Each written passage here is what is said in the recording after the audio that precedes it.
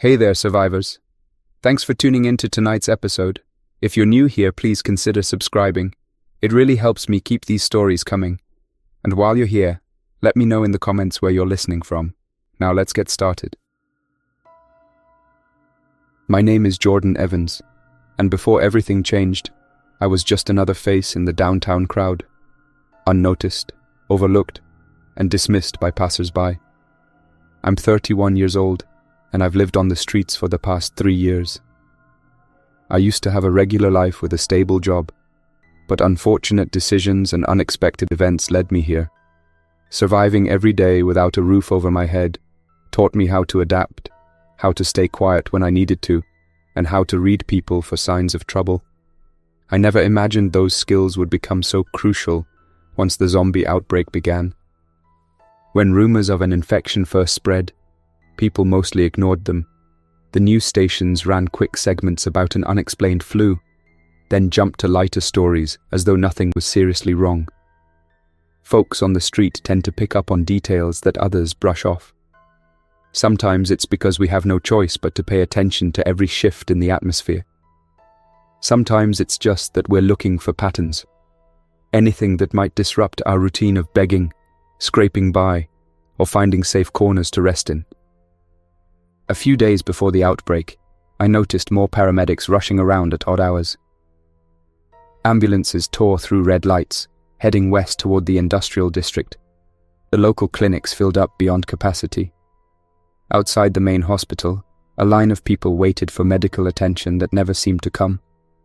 Whispers went around that some new illness was hitting folks hard, causing erratic behavior, and making them act in strange ways. At first, I dismissed it. Many people in my part of town struggled with their own issues, often resulting in behavior that seemed out of the ordinary. But this was different. One evening I was resting near an abandoned warehouse, sorting through a few odds and ends in my worn-out backpack. A man staggered by, muttering incoherent words. He stumbled closer, and it felt like he was trying to speak but had no real voice left. His eyes were sunken and distant, as if he couldn't quite see me even though he was only a few steps away. Normally, I would have offered him help, but something about his manner gave me pause. His movements were stiff, and his skin had an odd, pale color, almost grayish under the flickering street lamp. He stared in my direction with a vacant expression, then reached out as if he wanted to grab onto something. Before I could do anything, a distant siren echoed through the empty street. He flinched at the noise, then disappeared around a corner. I remember sitting there, quietly wondering if he was sick or if something else was wrong. I tried to shake it off. Life on the streets had made me numb to bizarre encounters. Little did I know this was one of the first signs of the nightmare that would soon engulf the city.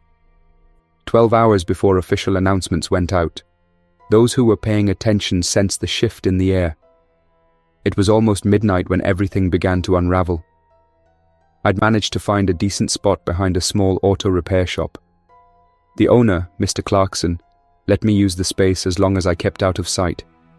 He was a kind older man who understood that a little compassion can go a long way for someone in my position. I was trying to get some rest when I heard a series of unsettling sounds from the main street. Screeching tires, frantic voices, then a crash.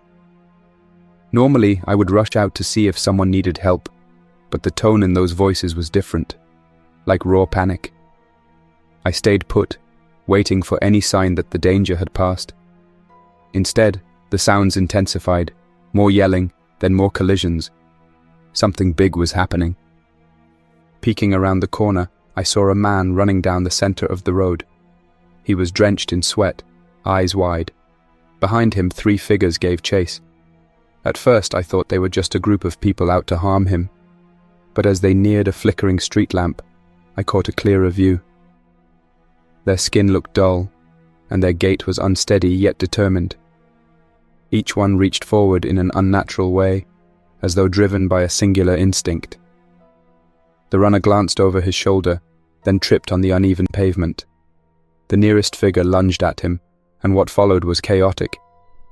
Even from a distance, it was clear this wasn't a typical mugging. Something inhuman was unfolding. I backed away, terrified that if I watched any longer I would be spotted. In a low crouch, I hurried away from the auto shop and moved deeper into the dark streets. I had no plan yet. I just knew I had to avoid those figures. The city wasn't safe anymore. I could sense that things were heading toward a truly dire situation. About an hour later, I took shelter behind an abandoned building known among folks on the street as the Hollow. It used to be a factory of some kind, but it had been condemned for years, its walls covered in graffiti, its windows shattered. A friend of mine named Daniel sometimes slept there. He was an older person, maybe in his 60s, who said he'd lost everything after a series of misfortunes. I found him inside, pacing around with a flashlight. He kept glancing at a door on the far side of the room as if expecting it to burst open. When he saw me, relief crossed his face. "Jordan, it's bad out there," he said in a trembling voice. "Something is happening. People are losing control, attacking one another. I saw a whole group of these infected folks near the main bus station. I barely escaped." I asked him what he had seen in detail. He described strangers and even some familiar faces acting in a bizarre manner, as if something was taking hold of their minds. They were aggressive and unresponsive to reason. He said some bystanders tried to help, only to be overwhelmed. Daniel grabbed his flashlight and took off, eventually making it back to the Hollow. We decided to block off the entrances with what little we had: old wooden boards, a few metal rods, some scraps of furniture. It wasn't much, but in those moments even minor barriers felt better than nothing. We waited, listening to every sound outside. Before long we heard shambling footsteps near the broken windows. A figure pressed its face against the jagged glass.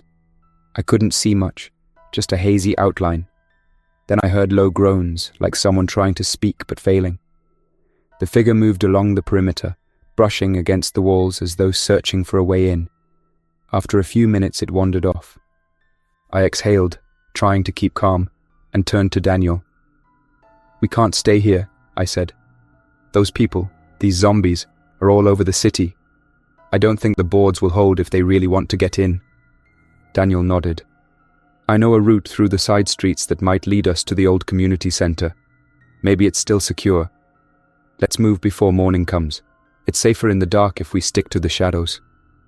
We gathered our belongings: flashlights, a can of beans, some bottled water, and a few personal keepsakes. I also picked up a metal pipe that was lying on the ground. It wasn't much of a weapon, but it felt better than being defenseless. Stepping outside, we quickly realized the entire city was on edge. Distant screams echoed down the alleyways.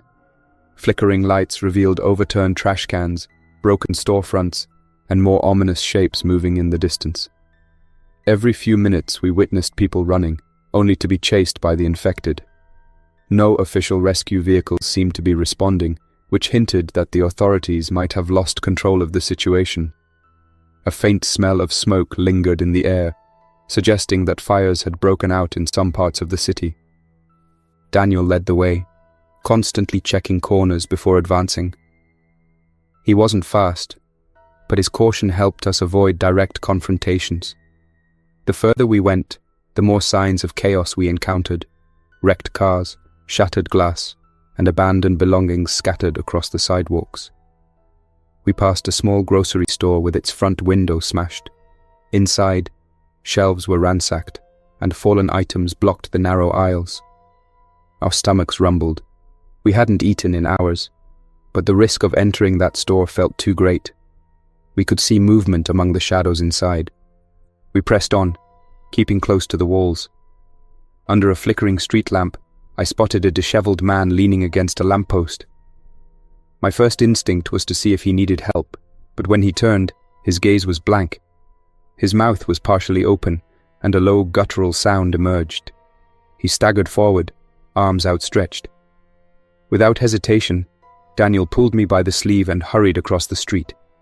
We ducked behind a row of parked cars until we felt certain the infected man had lost interest.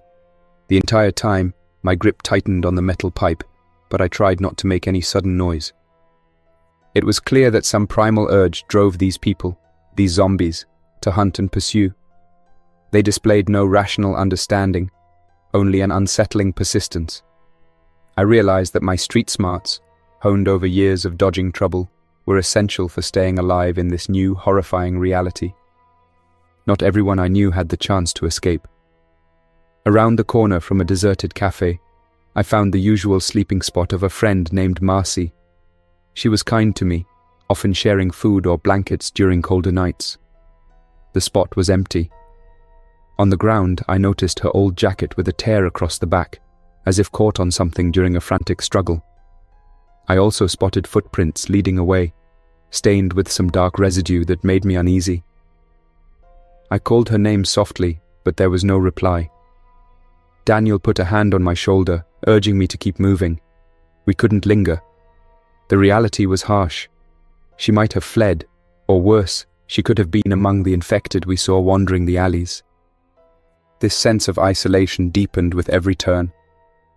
The city, once noisy and crowded, now felt haunted by the presence of these silent, unresponsive figures. Occasionally, we heard sirens in the distance, but they never seemed to approach our location. The official response, if it even existed, was scattered at best. We spotted a few police cruisers with open doors, lights still flashing, but no officers in sight. One of them had a radio squawking urgent messages, but the words were garbled. It was clear the lines of communication had broken down. We wondered if certain parts of town were safer than others. The fancy neighborhoods might be better protected, but something told me the infection didn't discriminate. If an outbreak started in multiple locations, nowhere was truly safe. Still, we held on to hope that the community center, or perhaps a large shelter, would have security measures in place. Our primary goal was to find a location with more people who were still normal, possibly with supplies to keep the infected out. A little after we set off, we reached a small pharmacy tucked away on a side street. The front gate was locked, but the glass door had been partially forced open. Daniel and I exchanged glances. The place looked like it had been looted already, but there was a chance some medication or first aid supplies remained. We knew we couldn't rely on luck forever, and having something to treat possible injuries might save our lives later. We squeezed inside through the broken door, careful not to make noise. The interior was dark, illuminated only by a few emergency lights on the ceiling. Shelves were knocked over, and various items littered the floor. We navigated through the debris, trying to find bandages or disinfectant. Every creak of the floor made me freeze. The entire environment had a foreboding atmosphere. Near the back, Daniel spotted a few unopened boxes of gauze and antiseptic wipes.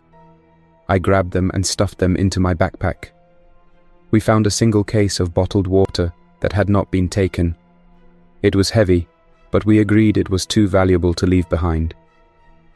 Daniel hoisted it under one arm while I stayed alert. The metal pipe raised. Out of nowhere, a shape emerged from behind the prescription counter. It was a tall individual with disheveled clothes and a strange expression. At first, I couldn't tell if they were infected or just someone desperate. The figure staggered into the faint light, revealing a pale face and darkened veins near the eyes.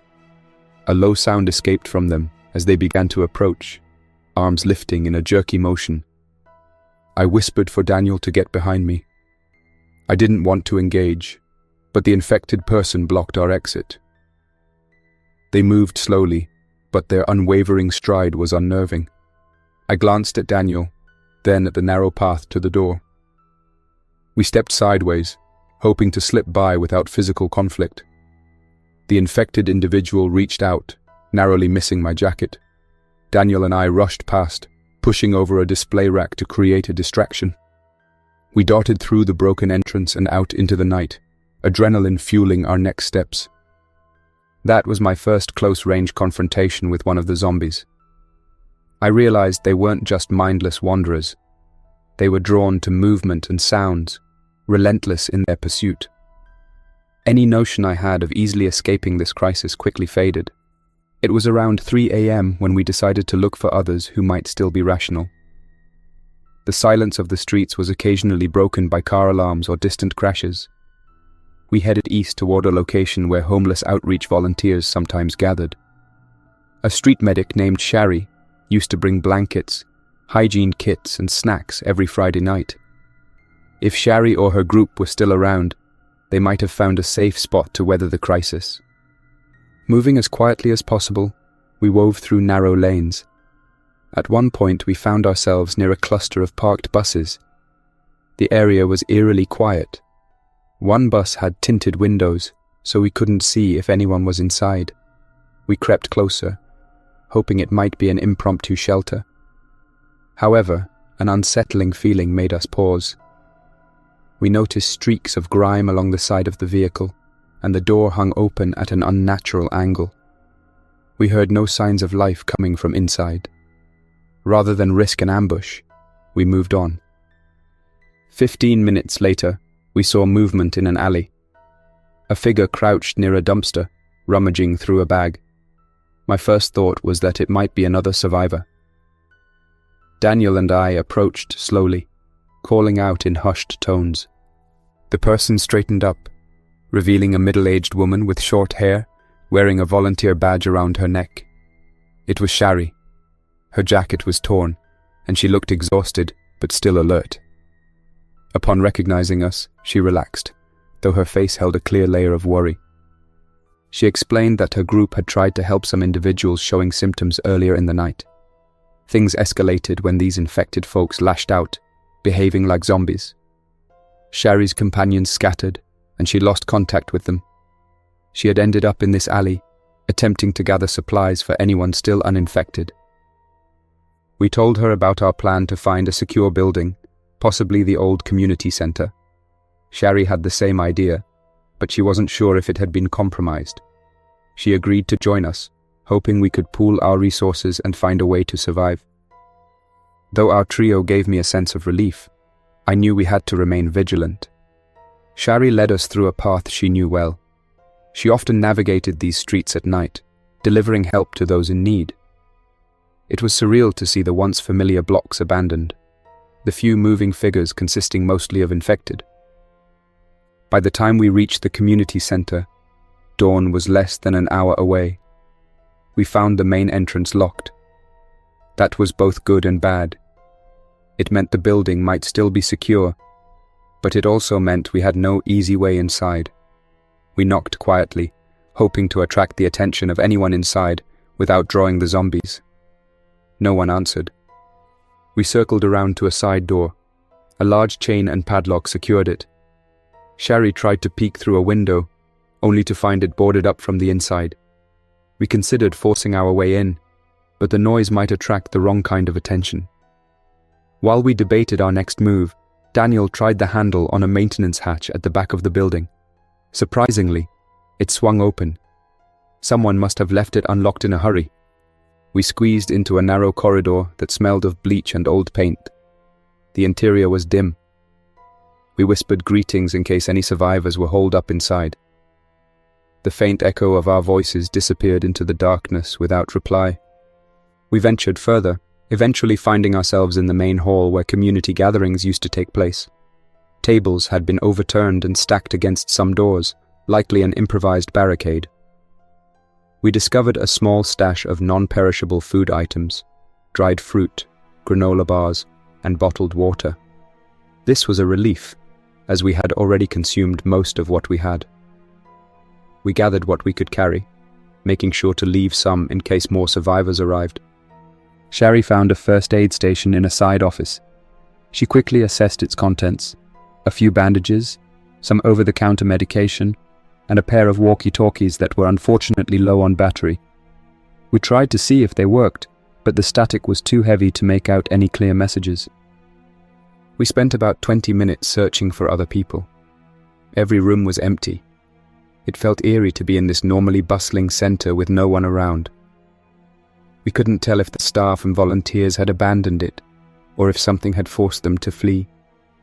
The barricades near the doors suggested an attempted defense, but no real signs of a struggle were visible. No sign of a direct invasion by zombies.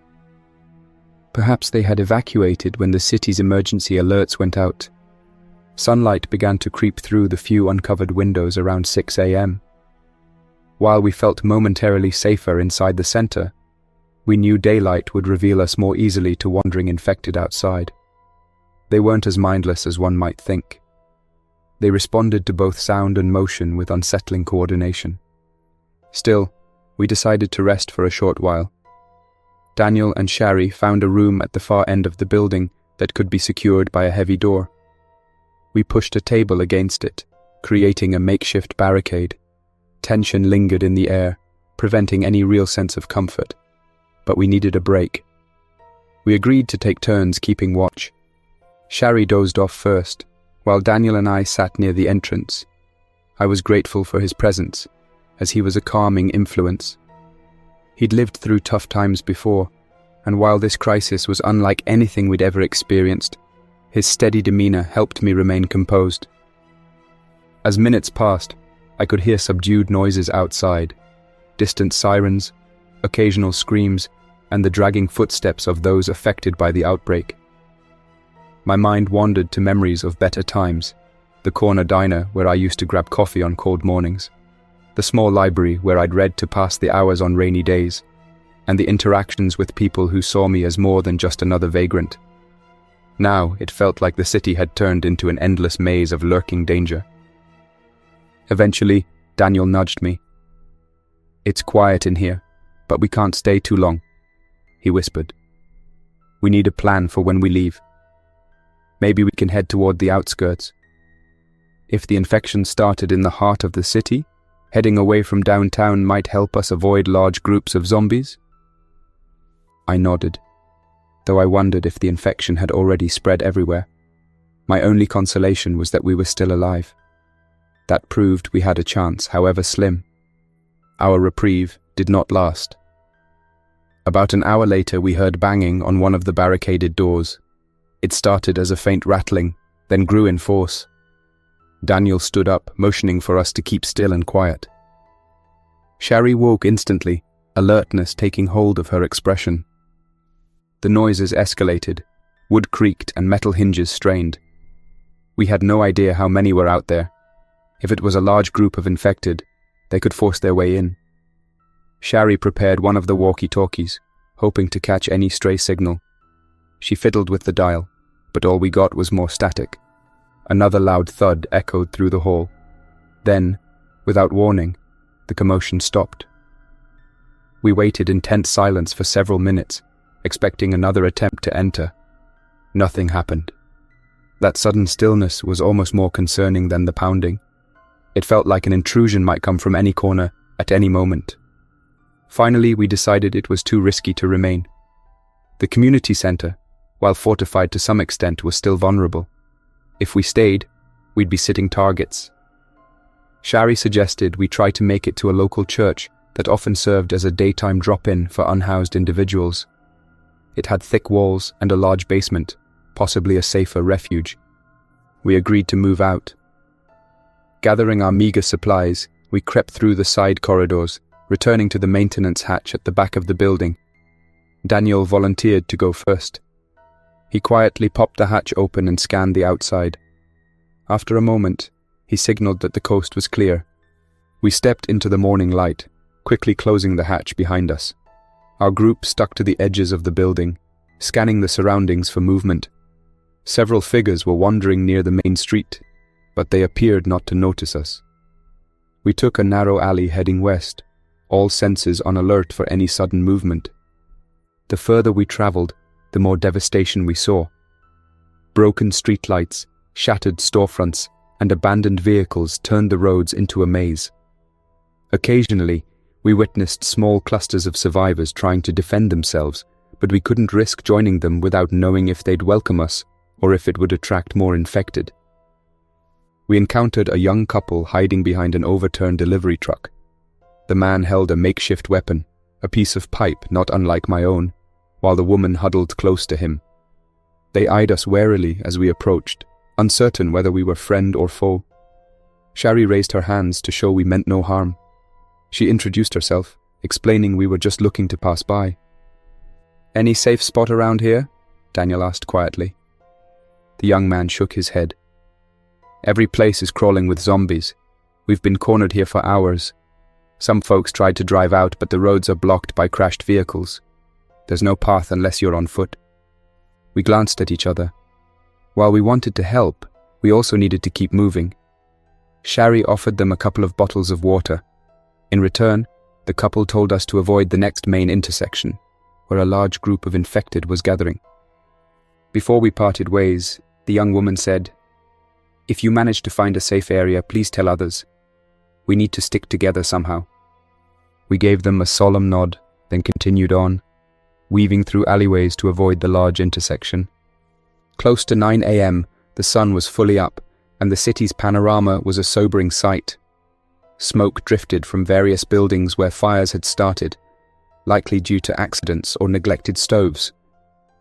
A sense of dread clung to the streets.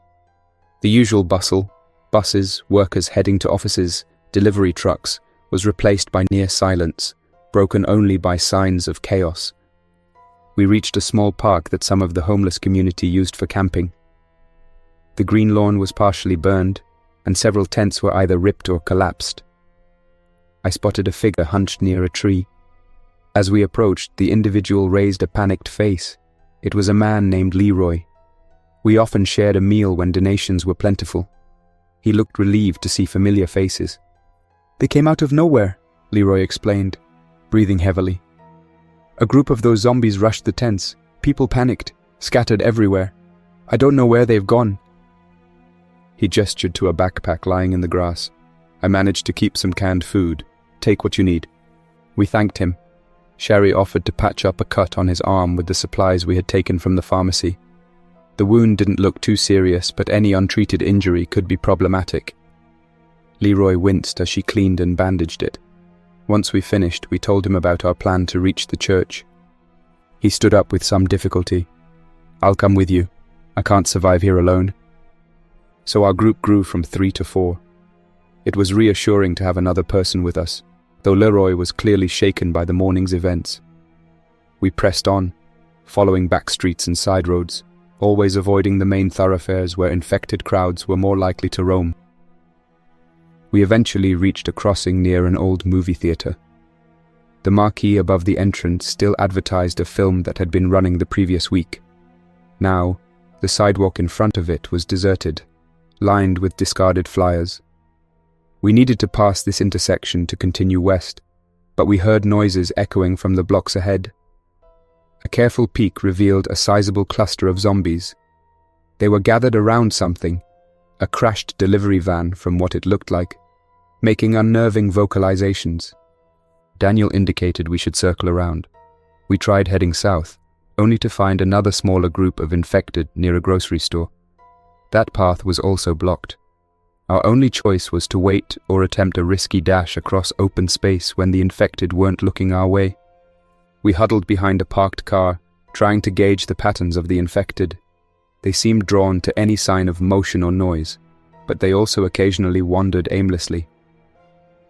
After observing for several tense minutes, we agreed on a plan: move in pairs across the street during a moment when they seemed less active. Shari and I went first. We clutched our makeshift weapons and supplies tightly, staying low to the ground.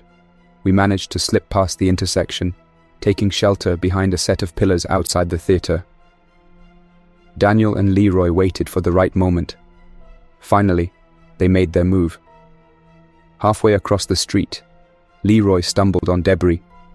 The sound was minimal, a slight rustling of plastic, but it was enough. The zombies stirred, turning their heads in the direction of the noise. A few of them advanced, drawn to the movement. Daniel grabbed Leroy's arm, pulling him to his feet. They sprinted toward our location, and we prepared to help them. The infected were still a short distance away, but their pace quickened as soon as they locked onto a target. Shari and I waved at Daniel and Leroy, urging them to hurry. They reached us just as one of the zombies made a grab at Leroy's jacket. Shari slammed the door of the theater's ticket booth, creating a barrier that gave us a precious moment to slip away into an adjacent alley. Inside that alley, we took a moment to catch our breath. Leroy looked shaken but uninjured. We knew this was only a temporary reprieve. As we continued west, we passed by the large municipal hospital. Just a few nights ago, I had seen lines of ambulances heading there, sirens echoing through the dark. Now the entrance was swarmed by infected. We kept our distance, hiding behind a shipping container in a loading area across the street. From that vantage point, we saw abandoned wheelchairs, shattered glass doors, and glimpses of movement within the hospital lobby. It was likely one of the initial points of infection spread, given the daily influx of patients. Something about the scene was profoundly unsettling. We watched as a medical staff member in a white coat ran out, pursued by several infected people in torn patient gowns. With quick reflexes, the staff member darted around a corner, disappearing from our view. Part of me wanted to see if there was anything in the hospital worth retrieving. Maybe medical gear, more supplies. But the dense crowd of zombies made it impossible to enter without risking everything. Shari quietly reminded us that our mission was to reach a safer location. Our resources were limited, and attempting a rescue or supply run under these circumstances felt like a potential end to our journey. By 10 a.m., we were about 6 hours into the outbreak's most visible phase. It was still hard to believe that all of this had happened so quickly. The city had transformed from a place of daily hustle to a realm of uncertainty and fear. Shari confided in me that she worried help might never arrive. I've always believed in the city's emergency response teams, but where are they? She asked. It seems like everything just collapsed overnight. Daniel chimed in, his voice grim. Whatever this infection is, it spreads rapidly, maybe too rapidly for the authorities to contain. If they can't even keep the hospital secure, how can we expect a rescue? Despite the grim outlook, we pressed on, clinging to a shred of hope. Survival was the priority. We navigated another series of deserted streets, passing a high school with its gates locked. We heard faint rustling inside, but no distinct signs that anyone was still alive there. A feeling of isolation weighed on us, but we pushed those emotions aside, focusing on the immediate task.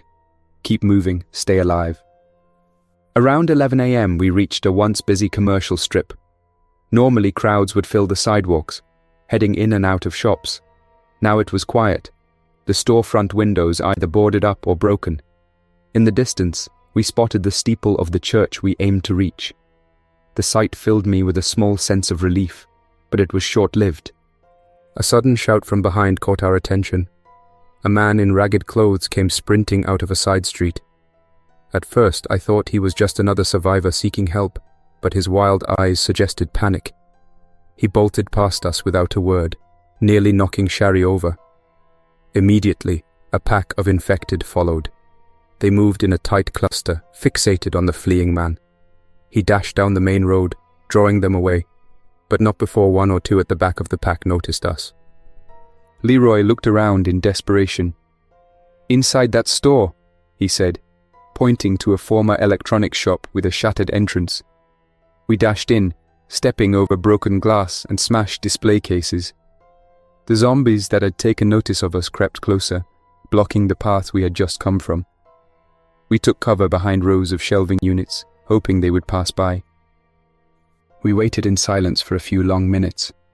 The infected peered inside, but the darkness seemed to keep us concealed. Eventually, they trudged onward, presumably following the sound of that frantic runner. Shari let out a slow breath. We used this moment to check each other for injuries or any sign of infection. No one had been touched by the zombies, which was a relief. Daniel then peeked out of a broken window.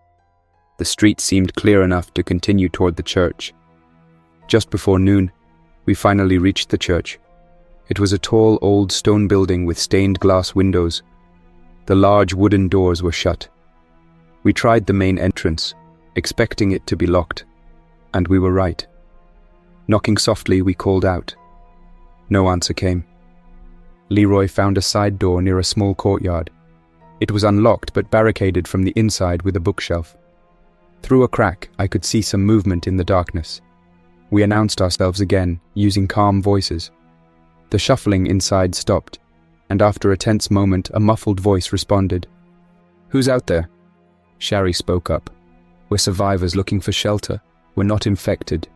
We have a small group, 4 of us. Please let us in." There was a pause. Then the voice said, "All right, stand back." We heard the scraping of furniture being moved. The door opened slightly, revealing a young man in rumpled clothing, holding a piece of metal pipe. He inspected us carefully, eyeing our condition for any hint of infection. Satisfied, he beckoned us inside and quickly rebarricaded the door. Inside, we found a handful of people. They looked tired and frightened, but they were coherent and seemingly uninfected. A woman with a kind expression introduced herself as Teresa, explaining that the group took refuge in the church shortly after the outbreak intensified. They had managed to secure most entrances, though a few stained glass windows had been broken by looters or panicked individuals during the night. The church's basement was stocked with some supplies, courtesy of donations. There were canned goods, bottled water, and a few mattresses. No one knew how long they could last, but it was better than wandering aimlessly through zombie-filled streets. They had also managed to tune an old radio to a faint emergency broadcast, but it only repeated the same evacuation notices without specifics. We spent the next few hours assisting with reinforcing the church. With each new barricade, we felt a touch of safety. The large wooden doors were secured with heavy pews, and side windows were boarded up. A sense of camaraderie formed as everyone worked together, albeit in anxious silence. Daniel and I helped move supplies into the basement, while Sherry used her medical knowledge to check the other survivors. Some had minor injuries from scuffles with infected individuals or from debris while fleeing. Leroy, still shaken from the park incident, tried to rest in one corner. He seemed on edge, and no one blamed him. Surviving out there had been a close call for all of us. Teresa mentioned they had seen official vehicles passing by earlier in the morning, but no large-scale rescue operation had materialized. The city's main thoroughfares were apparently overrun, making it impossible for rescue teams to get through without heavy support. Rumors circulated that the military might arrive, but no one could confirm those stories. Just when we started to relax a bit, someone knocked on the main doors of the church. The sound made everyone freeze. We exchanged worried glances. It was now around 1 p.m. We had been in this crisis for about 12 hours, give or take, and tensions were at a breaking point. A few survivors went to investigate, speaking quietly through the thick doors. The voice on the other side sounded desperate but coherent. This person claimed to be a local resident, begging for shelter. After some debate, Teresa decided to let them in. We couldn't just leave someone outside if they were truly not infected. We formed a line, all with makeshift weapons, just in case this was a trap. The door opened a crack. In stepped a man who looked to be in his 40s, wearing a torn jacket. His eyes darted around nervously, and he showed us his arms to prove he had no visible wounds. He kept repeating that he was just looking for a safe place. Relieved, we allowed him inside. He introduced himself as Greg Walters, explaining that he'd been hiding in his attic until a group of zombies broke into his home. He climbed out a window and made a perilous journey through several backyards and alleyways to reach the church. He trembled from exhaustion and fear, but Teresa offered him some water and told him to rest. Shortly after Greg's arrival, the radio that Teresa had been monitoring crackled with a more urgent tone than before. A voice repeated instructions for any civilians still uninfected to stay indoors and avoid contact with unknown persons. There was mention of potential quarantine zones being set up on the outskirts of the city. However, the broadcast offered no clear directions or timeline. We listened intently, hoping for a mention of rescue efforts. Instead, we heard more static and fragments of sentences. Dangerous conditions. Infection spreading rapidly. Remain isolated. Then the signal cut out entirely. It was a stark reminder that we were on our own for the time being. By this point, exactly half a day had passed since the outbreak became impossible to ignore. I reflected on how quickly civilization seemed to unravel when faced with an unfamiliar threat. In just 12 hours, the city had transformed from a bustling environment into a place where stepping outside meant risking an encounter with a relentless swarm of zombies. There was no telling what the next 12 hours would bring. Even though we had found a momentary safe haven in the church, we knew it was a fragile solution. Supplies were finite. We didn't know who among us would be ready to venture out again, and if we did leave, where would we go? The group had no established hierarchy, just a shared will to survive. In the short span of a dozen hours, we had lost contact with the world we once knew, forced to rely on scavenged resources and sheer caution to avoid joining the ranks of the infected. I sat on a small bench near the back of the church, trying to process everything. My life as a vagrant had always been about finding small pockets of hope in a challenging existence. Now, that skill was magnified tenfold. I had never truly expected a grand redemption story for myself, but now I found a sense of purpose in helping others, in continuing to move forward even when everything else crumbled. Those first 12 hours showed me how close we all are to losing the thin thread that holds society together. It doesn't take much, just an unstoppable infection, a breakdown in communication, and a wave of fear. Yet in the midst of this grim reality, we discovered that empathy still mattered. Even though we were terrified, we reached out to one another, shared supplies, and kept an eye out for the most vulnerable among us. I'm a streetwise vagrant who survived the first 12 hours of the zombie outbreak. This is my story so far. I learned that existing on the margins prepared me in unexpected ways. I knew how to avoid unwanted attention, how to navigate the city's hidden paths, and how to read the intentions of those around me. But the past half day has introduced a new level of urgency. The old rules no longer apply. Every noise, every flash of movement could mean the difference between life and a terrifying fate. Now, with survivors gathered here in this church, we will have to decide what comes next. Do we stay and fortify, hoping that rescue eventually arrives? Or do we attempt to reach the evacuation zones, rumored to be at the outskirts of the city? There is no easy answer. For the moment, we'll share what little resources we have, keep watch at every entrance, and continue to support one another in this uncertain time. I don't know if the rest of the city will ever return to normal. Perhaps this outbreak will be contained, or maybe it will spread beyond every barrier we can imagine. One thing is certain. In just 12 hours, everything can change. Sometimes, it's the people on the margins who can see those changes coming first. We notice what others dismiss, and when the world turns chaotic, we already know how to stay one step ahead. If you're listening to this, remember to keep your eyes open. Watch for signs that something is not right, even if the officials and news channels claim everything is under control. For me, these first hours were only the beginning. Once the clock hits the 12th hour, a new day begins. No one can say what it will bring, but I will remain vigilant. If you ever find yourself on the streets, or if you've lost your home to circumstances you couldn't control, remember that resilience is within you. This may be the hardest challenge any of us have ever faced. But as I've learned, it's not impossible to survive. Keep moving, stay cautious, and look out for others when you can. We might just make it through this apocalypse together. That's all for now. Thanks for listening. If you enjoyed this story, don't forget to like and subscribe for more unsettling creepypastas. Your support keeps my channel alive. Until next time, stay quiet, stay vigilant, and trust nothing, not even the silence.